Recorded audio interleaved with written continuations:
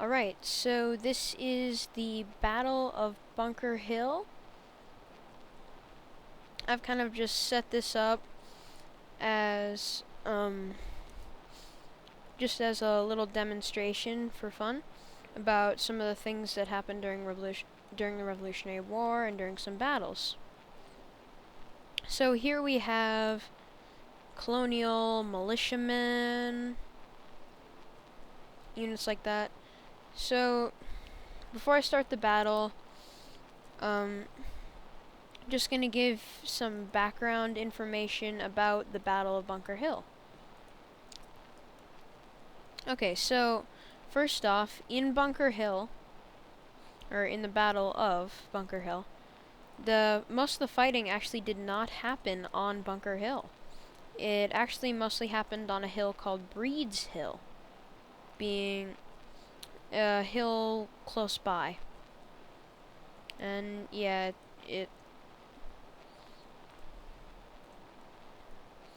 and then this battle was fought during the siege of Boston, where the colonists laid siege to Boston and attacked the British defending it. The Battle of Bunker Hill was actually fairly key because this area, which was surrounded by a very important strait, like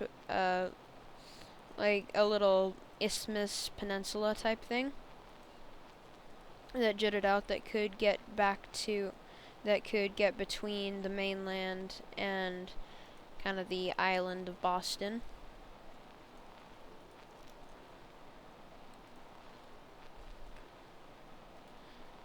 So the big things that the colonists had going for them, they had a highly entrenched position. They were very safe. They had lots of cover. The British, on the other hand, had a lot in the way of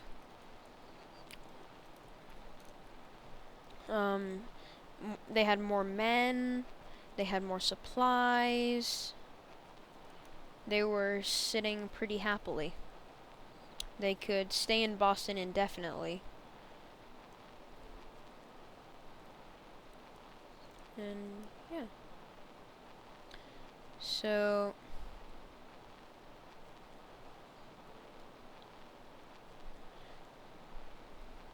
the colonies only had 6 pieces of artillery, 6 cannon, which they had captured from Fort Ticonderoga.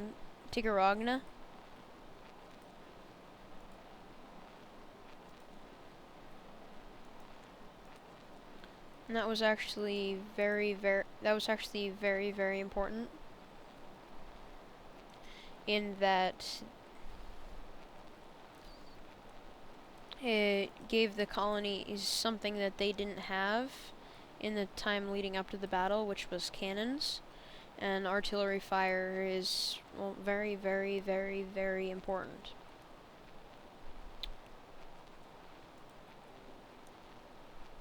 So, yeah.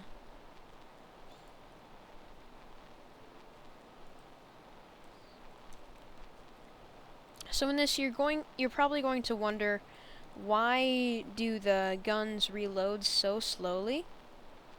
The answer to that is because there was actually a really long, tedious process that troops had to go through to reload and fire their muskets every time that they used them.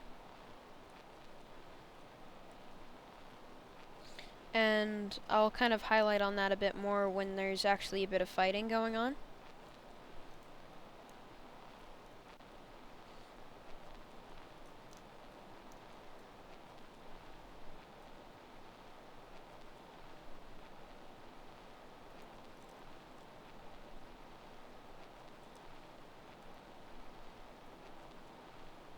So I'm just going to speed this up for the sake of time, because it takes a while for these troops to march.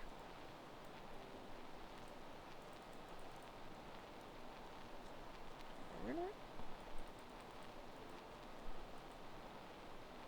There.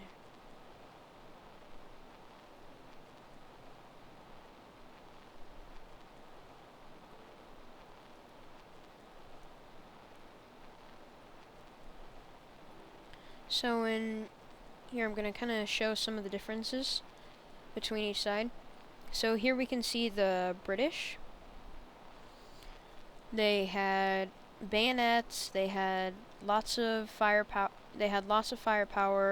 heavily, they were very well trained.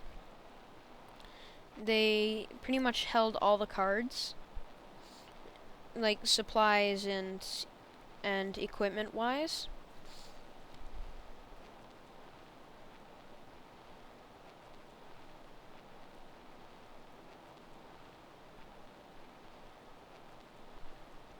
And then on the other hand, colonist troopers were farmers or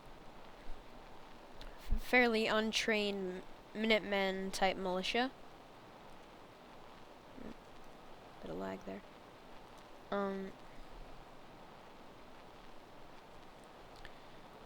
So, and remember, artillery fire and cannon is going to be a pretty heavily deciding factor in a battle like this. So you're probably going to see a lot of troops over here fall to artillery.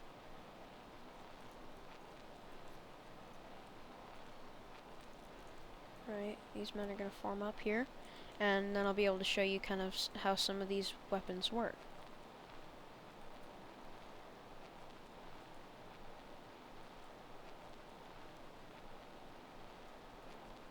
So you can see the clouds of smoke as troops fire.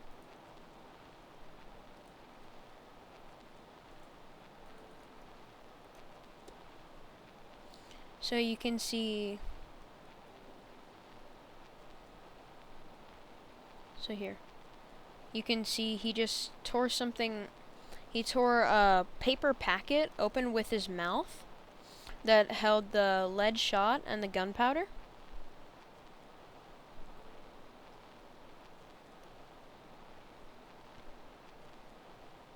And then after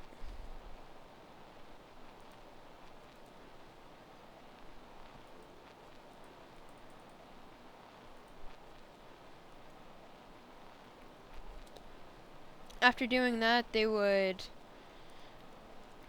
take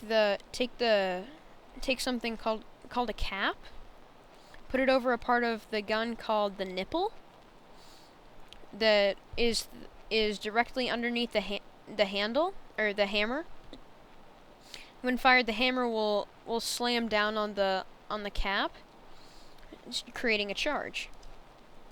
Then you can see them stuffing the gunpowder and the lead shot into their guns using a ramrod.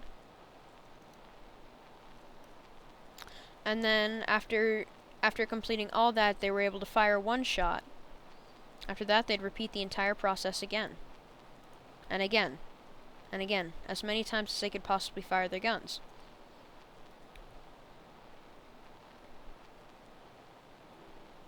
And also, really, the reason that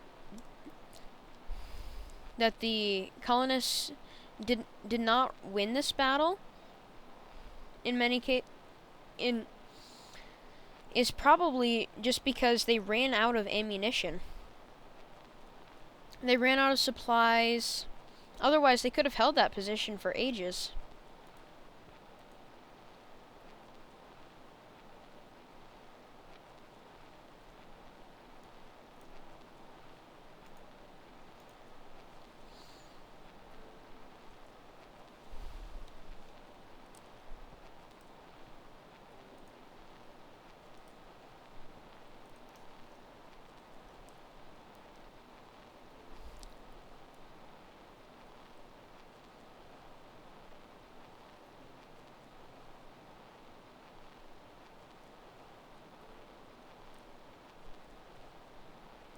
The biggest casualties in the entire battle really actually happened only when when the colonists had first begun retreating from the battlefield.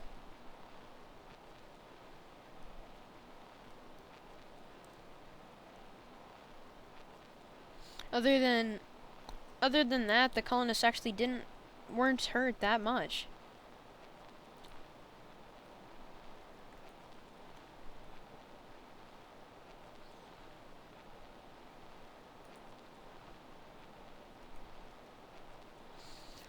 One big thing is the colonists did not have adequate, like, melee equipment. The British had bayonets, all sorts of things like that. And colonists weren't really accustomed to close quarters fighting.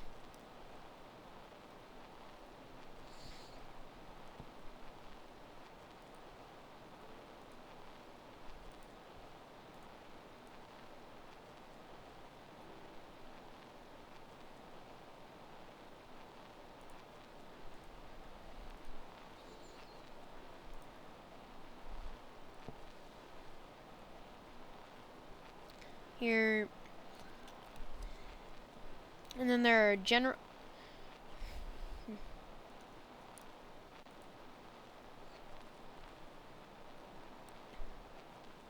And did you know that the British actually lost, like, many troops in the way of like commanders? They lost tons and tons of ranking officers. And that was a pretty big deal.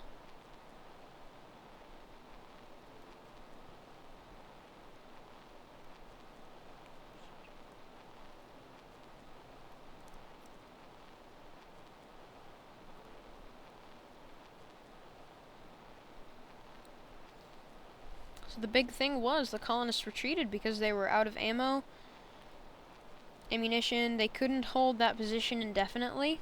Or they could hold the position indefinitely, but without ammunition, they were forced to close quarters combat, and that's where they lost most.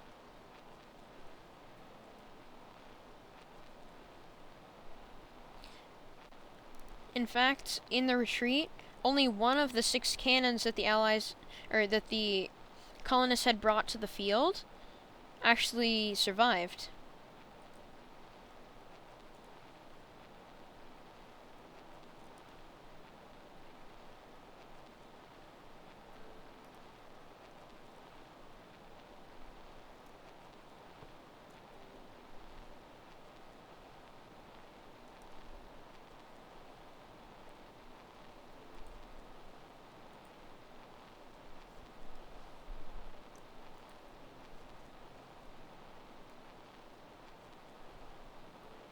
Yeah, that's kind of how the Battle of Bunker Hill really played out.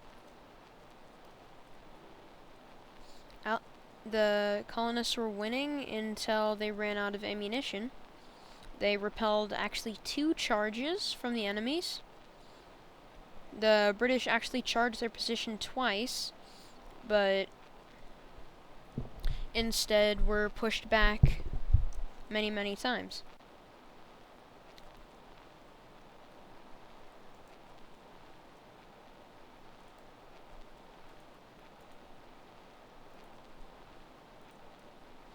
And the battle was known as a British Pyrrhic victory.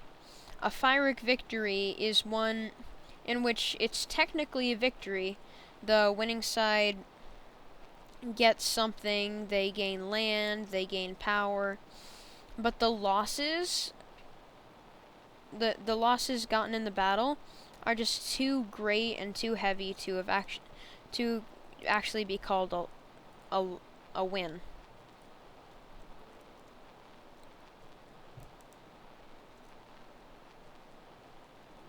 And keep in mind, the British were going uphill. They had really heavy backpacks, really heavy rifles, a lot of stuff. So yeah.